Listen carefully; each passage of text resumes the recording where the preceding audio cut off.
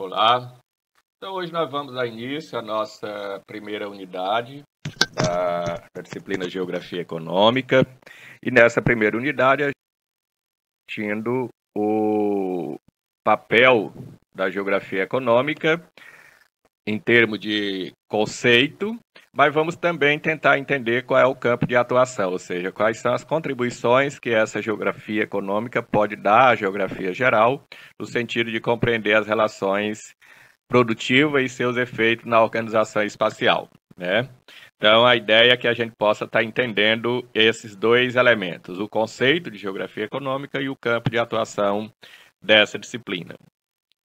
Consequentemente, o objetivo seria exatamente entender o papel das atividades econômicas e suas implicações na organização espacial. Por que a gente enfatiza o sistema capitalista aqui, se vocês olharem as figurinhas aqui do lado, né? Por duas questões. Primeiro, que esse é o modelo predominante em termos de atividades econômicas nos dias atuais. Segundo, que é um modelo que tem uma forte implicação nas relações internacionais pela sua própria necessidade enquanto sistema, que seria o fato de que o capitalismo sobrevive a partir das trocas. E para que eu tenha trocas, eu preciso ter mercado. E quanto maior for o mercado, significa a possibilidade de maiores consumo e, por extensão, de maiores trocas e, consequentemente, de maior possibilidade de acumulação de riqueza. E aí é importante destacar que o capitalismo ele tem evoluído ao longo do tempo, né? Inicialmente, lá até por volta do século XVIII, a gente dizia que vivíamos o chamado capitalismo comercial, quando as trocas representavam a principal fórmula de atuação desse modelo econômico.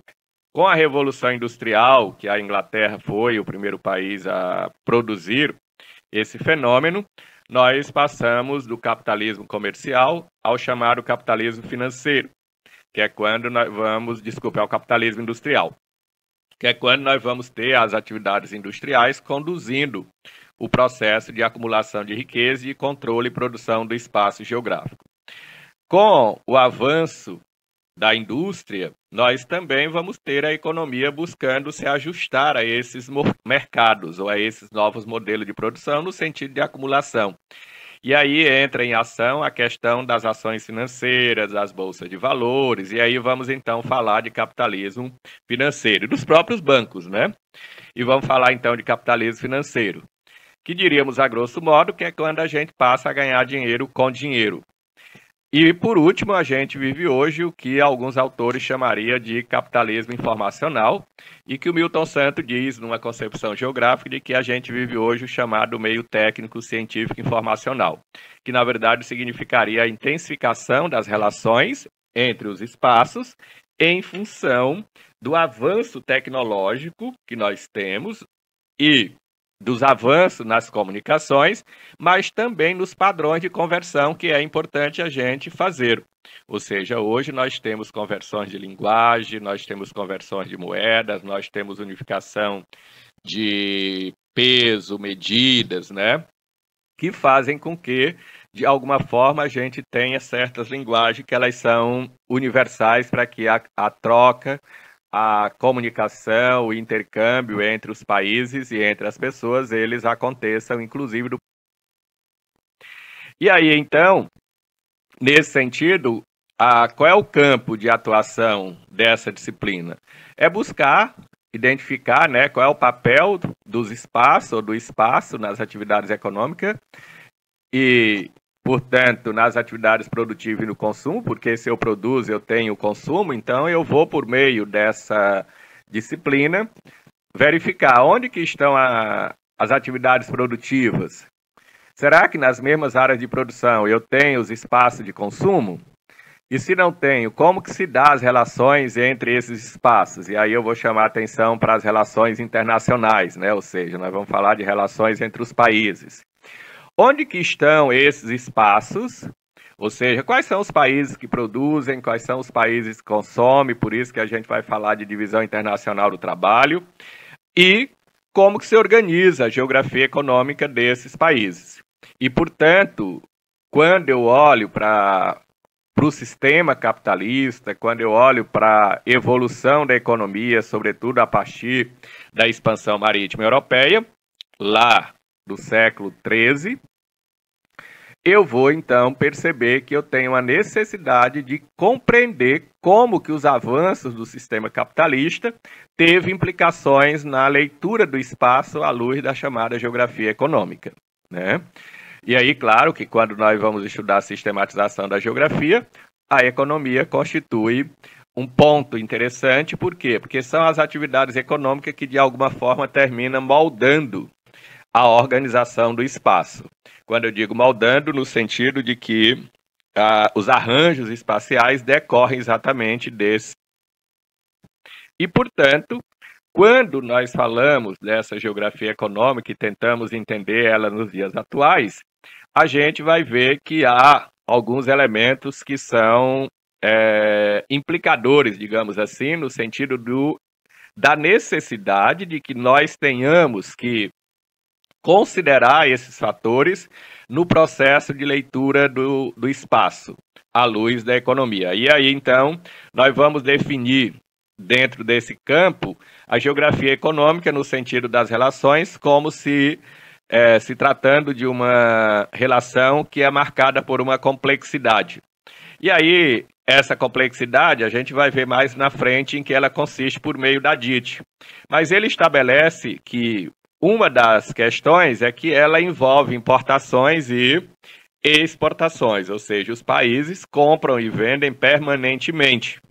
Mas esse processo de compra e de venda, ele não é um processo que seja linear, porque nós temos as chamadas crises internacionais. E aí, quem não lembra, por exemplo, da crise de 29, incidindo sobre a questão do mercado brasileiro com base na produção de café. E aí, desde o final da Segunda Guerra Mundial, que o dólar, por exemplo, constitui a nossa moeda nesse processo. E aí, o que vai gerar nessas trocas é um aumento de competitividade, surgimento de empresas internacionais e uma geração cada vez mais de dependência entre os atores envolvidos. Quando a gente fala de atores, nós estamos falando de empresas e países. E, portanto, eu vou falar de um mercado que ele é global. Não estou dizendo que o mercado ele é igual, eu estou dizendo que há trocas internacionais que geram toda essa organização.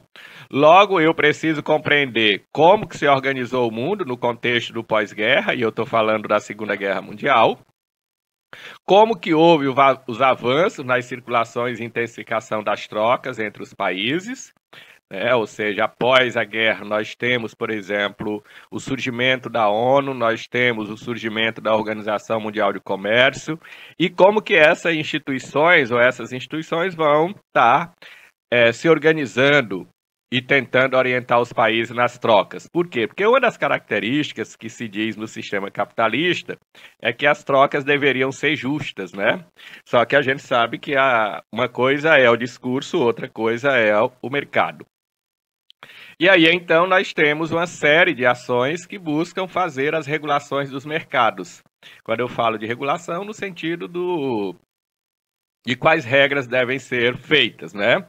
Consequentemente, nós vamos ter que fazer uma extensão, que eu chamo aqui de alargamento do conceito de economia, no sentido de que é preciso compreender os impactos dessa economia agora, não só numa perspectiva do dinheiro, mas também numa perspectiva social, ou seja, como que as sociedades, como que a população se beneficia ou não desses avanços, em que escala espacial elas se manifestam, inclusive numa perspectiva ambiental.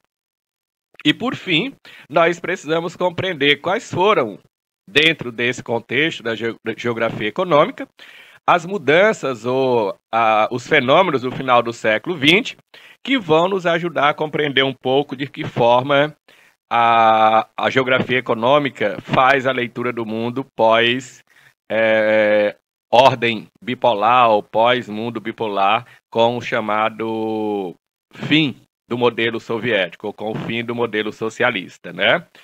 Chamado socialismo. Então, nesse texto, nós estamos sugerindo aí duas leituras para vocês. Um texto do Paul Singer, onde ele vai discutir geografia econômica e economia, e um texto do Gaspar, onde ele vai mostrar a trajetória da economia mundial, mostrando nesse processo como se deu a recuperação do pós-guerra aos desafios contemporâneos. E aí vocês vão entender algumas questões que vão explicar como que os Estados Unidos se consolidam como potência no pós-guerra, porque há algumas ações voltadas nesse sentido.